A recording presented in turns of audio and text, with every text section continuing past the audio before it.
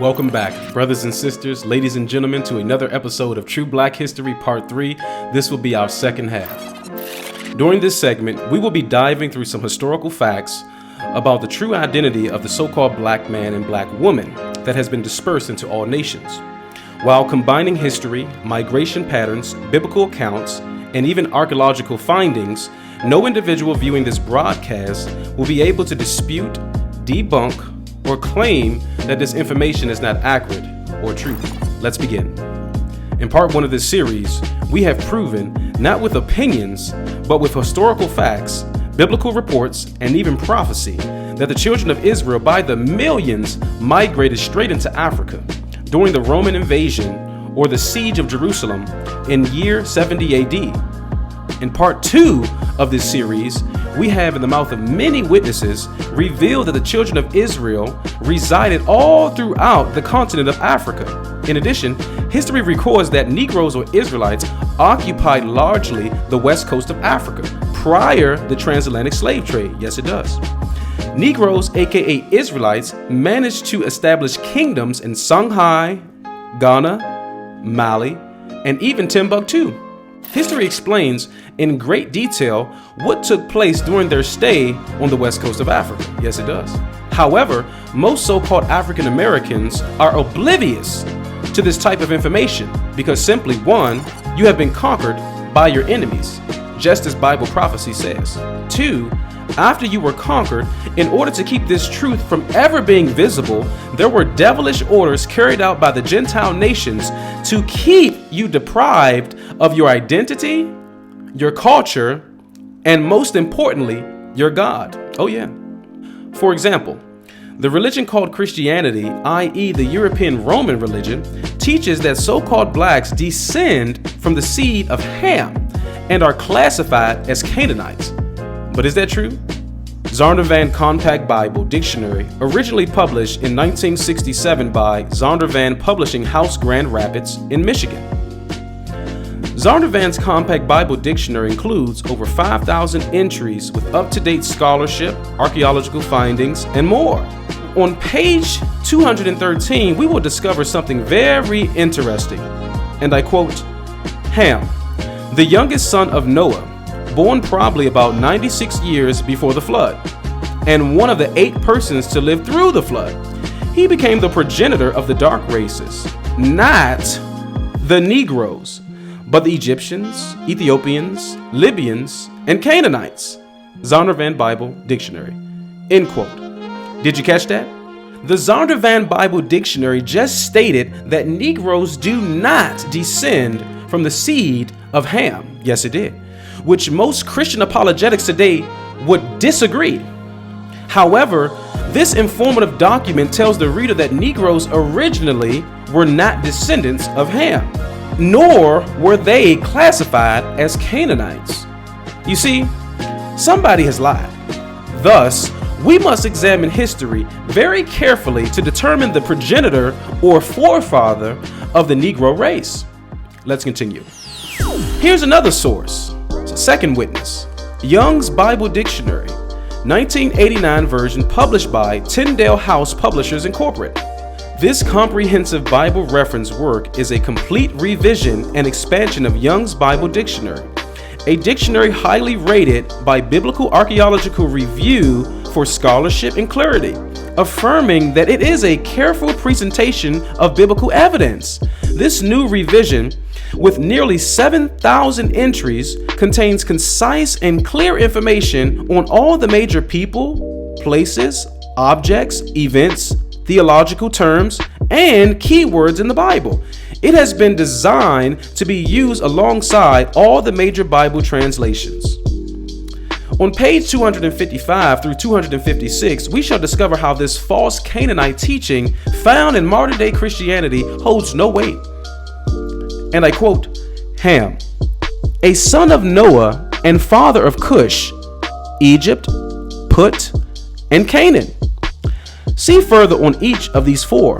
While they may have all been dark-skinned, they were not the forefathers of the Negroid races, but rather of peoples associated with Egypt in the north of the continent of Africa. End quote. Did you catch that? Ham's descendants, though dark-skinned, were not the forefathers of the Negroid races. This is not a joke. These are facts. Negroes do not descend from the seed of Ham nor the seed of Japheth. Thus, that leaves only one other progenitor. You guessed it, Shem. So-called black men and black women, you and your entire family for generations have been greatly deceived. Yes, you have. Especially by that Greco-Roman pagan supremacist religion called Christianity, which was originally started by a pagan named Emperor Constantine. And ever since then, the pagan infiltration and false Gentile conversions in most cases have poisoned our culture, heritage, and customs. Moreover, during the Catholic monastic missionary strategies around year 1200 through 1600 AD, the Catholics, i.e. Papal Rome, had managed to successfully spread their filthy version of the Bible all over the world in the name of, catch this, in the name of European exploration and colonization, which brought about global domination, yes, under the guise and pretense of followers of Yeshua. Again, the truth of the scriptures were hijacked by the European Gentiles and transformed into a lie in order to profit and gain control. In other words, the Romans, i.e. Europeans, during the 4th century got a hold of your history books, in which they named the Bible, and began to add and subtract from your God's holy word. They managed to remove things like the Apocrypha, the Book of Enoch, and even the writings of our fathers. These books were deemed as non-canonical, or simply not selected. And I wonder why. Right. Moreover, they also changed the true image of the Messiah and his people during the era of the Renaissance. Yes. And lastly, they institutionalized the celebration of pagan festivals and customs into the faith in hopes to control how we worship, right? What we worship, amen, all in the name of global takeover. However, most Gentile brothers and sisters that believe in Yeshua sincerely, whether European or any other nation for that matter, has no idea how deep the rabbit hole truly goes. This European infiltration is what began to spread all over the world, not the truth of the scriptures, but lies. Oh yeah. For example, religious denominations or 501c3/508 government state approved facilities such as Methodists, Baptists, Seventh-day Adventists, Pentecostals, Calvinists, Presbyterians, Lutherans, the Church of England, and more. If researched, you will understand very quickly that all of these religious organizations derive straight out of the Roman Catholic system. Yes, you will. However, there was a European man by the name of Martin Luther, yes it was, who opposed and rejected the teachings of the Roman Catholics to a degree. This opposition would later evolve into the known Protestant Reformation. The Protestant Reformation was a religious reform movement that swept through Europe in the 1500s. Yes, it was. It resulted in the creation of a branch of Catholicism called Protestantism, a name used collectively to refer to the many religious groups that separated from the Roman Catholic Church due to differences in doctrine. The Protestant Church was formed in the 16th century, separating from the Roman Catholic Church over disputes about faith and justification. Okay. The Protestant Church is further divided into denominations, including but not limited to Presbyterian, Episcopal, Lutheran, Baptist, Methodist, etc., according to the Benedictine University. Again, these religious organizations, from Catholicism, Protestantism to the list of denominations, are all responsible of over 400 years of miseducation to the Negro in many ways. Oh yeah. They are the innovators, promoters, and teachers of pagan customs which was absorbed into Christianity, or in other words, absorbed into the Protestant movement. Sadly, most of our people blindly follow this oppressive religious system without questioning the origins of establishment. That's the truth. These church organizations that exist today are deeply affiliated with the teachings and lies of Satan in many ways. Yes, they are. They come with some truth. Yes, they do. In order to reel you in like a fish. Then they brainwash you with their deceptive, regurgitated rhetoric that they acquired through the tradition of the elders of their church. That's true. But it's very sad. This same system of oppression convinced you that you are a Canaanite, a descendant from the seed of Ham, bound to the curse of perpetual slavery. Let that sink in. And lastly, although these religious systems of oppression may have some things in common, they all differ in many ways. Yes, they do. This is why Yeshua, or the one they call Jesus, specifically states in Matthew chapter 24 that in the last days there will be many false prophets and teachers that will be able to show great signs and wonders. However, they will sadly lead many to the pits of hell. Let's continue. Let me ask you a question. Did you have any idea that Negroes once upon a time resided in the land of Egypt as slaves? In fact, according to an 1844 cranial study about the observations on Egyptian ethnography published by Dr. Samuel George Morton, author and vice president of the Academy of Natural Sciences of Philadelphia, he provides evidence which is undeniable concerning the position Negroes played while occupying the land of Egypt. On page 3, and I quote Dr. Samuel, "I have been enabled to make extensive and satisfactory comparisons by means of nearly 600 human crania, which form a part of my private anatomical collection." End quote. Page 4, titled "The Negro Race," which was surprisingly found in Egypt. And it reads, "The true Negro conformation requires no comment, but it is necessary to observe that a practiced eye readily detects a few heads with decidedly mixed characters, in which those of the Negro predominate. For these I propose the name of Negroid or Negroid crania." End quote. On page 4, brothers and sisters, Dr. Samuel Morton concludes with his cranial research that Negroes were in fact residing in the land of Egypt. In addition, Dr. Samuel Morton classifies these excavated remains, as Negroid crania, i.e. Negro skulls. Let's continue. On page 8, titled "The Negroes," we shall find out what these Negroes or Hebrews were doing in the land of Egypt. And it reads, "We have the most unequivocal evidence, historical and monumental, that slavery was among the earliest of the social institutions of Egypt." Okay. And that it was imposed on all conquered nations, white as well as black. So numerous was this unfortunate class of persons that it was the boast of the Egyptian kings, recorded by Diodorus, that the vast structures of Luxor and Karnak were erected by the labor of, catch this, foreigners alone, of Negro slavery. In particular, the paintings and sculptures give abundant illustration. End quote. Case closed. Dr. Samuel Morton's cranial analysis reported Negroes were not only enslaved in Egypt, but also were responsible for constructing sacramental monuments while occupying the land. Then he finishes his input by stating that images and paintings found in Egypt gives abundant illustration, i.e. plentiful evidence. You know what that's called? That's called the hieroglyphics.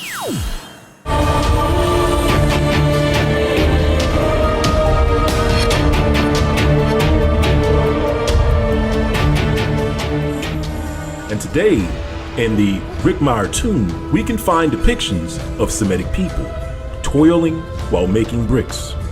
With loins girded, these dark-skinned Semites are pictured in the various stages of brick making. Now, notice how the color of some of the dark Semites has worn off. However, if you look closely, you can still find the dark complexion of an African people.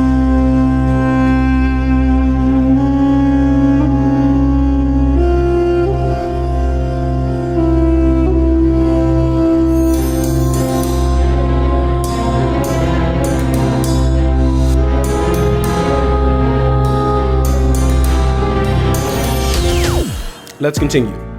Where in the scriptures did the children of Israel build religious temples for the Egyptians? As it is written, Exodus chapter 1, verses 8 through 11. Now there arose a new king over Egypt, who did not know Joseph. And he said to his people, Look, the people of the children of Israel are more and mightier than we. Come, let us deal shrewdly with them, lest they multiply, and it happen in the event of war, that they also join our enemies and fight against us, and so go up out of the land. Wherefore they set taskmasters over them to afflict them with their burdens. And they built for Pharaoh supply cities, Pithom and Ramesses. Okay, let's investigate verses 11. Stay with me. Let's begin. The Greek Old Testament, or Septuagint, is the earliest Greek translation of books from the Hebrew Bible. Okay. This ancient Greek version of the Hebrew Bible was compiled by 70 Hebrews during the Hellenistic period. That's true. In addition, it predates the King James Version by almost 2,000 years. And as a result, this verse is slightly different than what appears in our modern translations.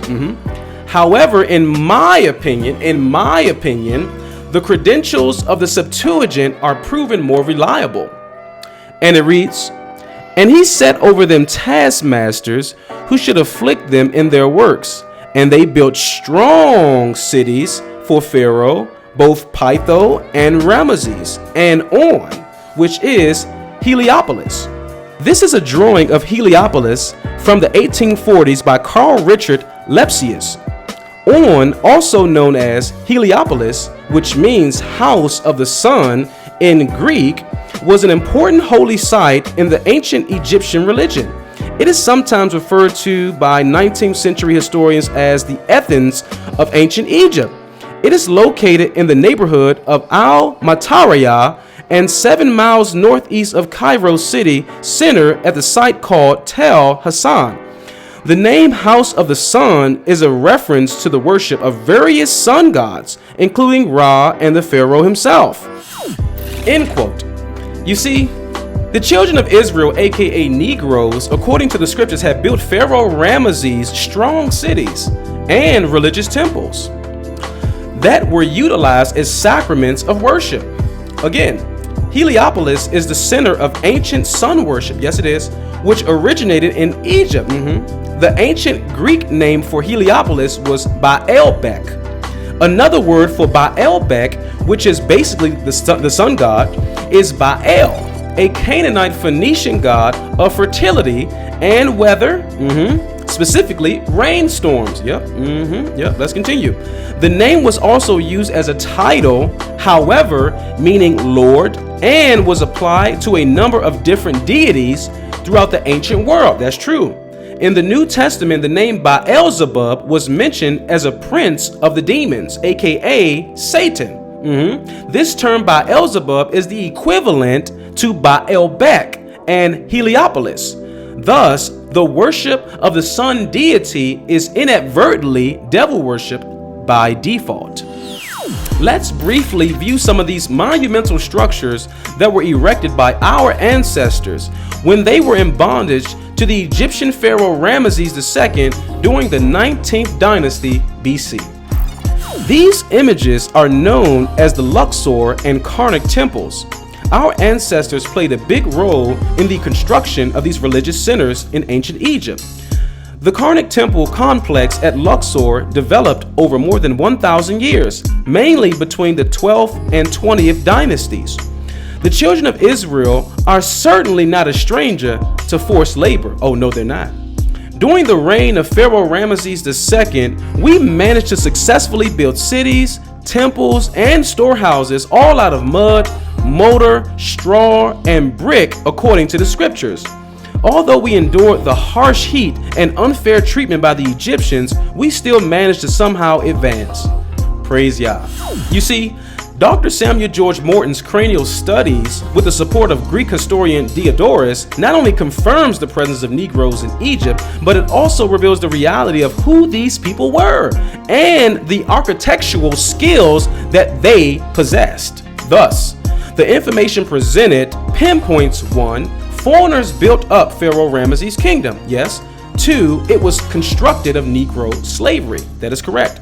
So the question remains, how did these foreigners, aka Negroes, migrate to the land of Egypt? Exodus chapter 1 verses 1 through 7. Now these are the names of the children of Israel which came into Egypt. Every man and his household came with Jacob. Verse 2, Reuben, Simeon, Levi, and Judah, Issachar, Zebulun, and Benjamin, Dan, Naphtali, Gad, and Asher. And all the souls that came out of the loins of Jacob were 70 souls, for Joseph was in Egypt already. And Joseph died, and all his brethren, and all the generation. And the children of Israel were fruitful, and increased abundantly, and multiplied, and waxed exceedingly mighty, and the land was filled with them. End quote. So yes, so-called black men and black women, it has been unequivocally determined through historical research, biblical accounts, and even craniological evidence that proves that you are not an Egyptian. You are not an Egyptian or from the seed of Ham. However, it has been proven thus far that your nationality is not simply subject to a color, but the secret of your origins and roots lies deep within the acknowledgement of self.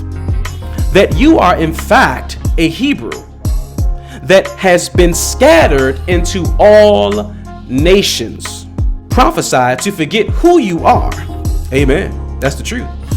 In addition, for more biblical confirmation of this account, please visit Exodus chapter 1 verses 1 through 14. This will explain in great details how the Israelites, aka Negroes, migrated to Egypt and the unfortunate enslavement of God's chosen people in the land.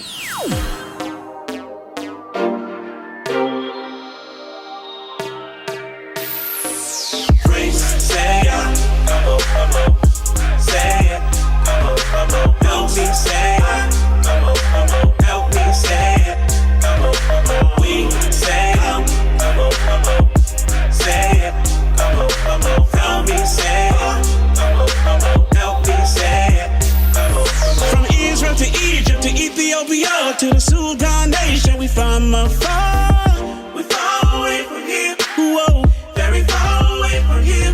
From the days of Kushi, from our forefathers, mothers, and ancestors. We far away from here. Yeah, very far away from here. From the days of Soso, Timbuktu, Ghana, Mali, Sumangu. We far away from here. Whoa, very far away from here. We from a distant place. They tryna take our place. Far away from here. Whoa, very far away from here. Praise, say ya. Praise ya. Say it. Say it. Help me say it. Help me say it. We say it. Woo. Say it. Say it. Help me say it. Help me say it. From the days of Soso, Timbuktu, Ghana, Mali, Sumangu. We far away from here. Hey, very far away from here. From the days of Kentucky to Sumangu, we come afar. We far away from here. Yeah, yeah, very far away from here. From the days of Osi Tutu, Yamasaya, Asante.